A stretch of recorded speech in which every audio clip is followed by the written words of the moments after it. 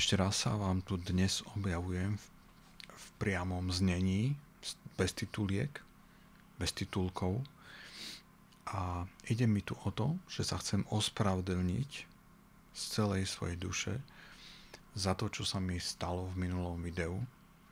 A síce som nemal nasvietený ksicht mojimi krásnymi svetlami, takže ste videli tzv. Podsvietené video, tzv. Video z podsvetia. A to nebol môj zámer. Takže znova pripomínam, toto je rádio Hlboký hlas.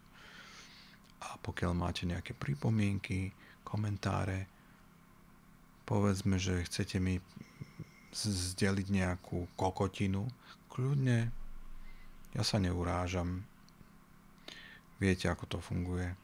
Kto vie uraziť niekoho, ktorý je neuraziteľný. Ja mám tzv. Neuraziteľnú vestu oblečenú celý čas.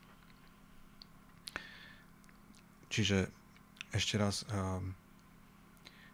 komentujte, povedzte, čo si o tom myslíte celom, čo si myslíte hlavne o tomto svete a čo by ste radi odo mňa počuli ako komentár k čomu.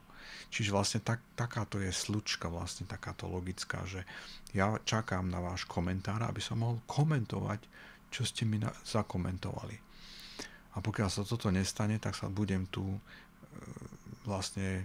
sa budem váľať v blate ako taký slon a bez porcelánu sa tu nič nestane. V porceláne slon, ako taký slon, v porceláne. Poznáte tú skladbu? To bolo vtedy, v tých časoch, keď Richard Mueller kráľoval. Možno, že ešte existuje. Musím pozrieť na československé weby. No a to bolo celé. Znova ukončujem video abruptne, takzvané, pretože aj takto nikto nepozerá, čo sa tu budem švitoriť, o čom tu budem švitoriť, ľudia.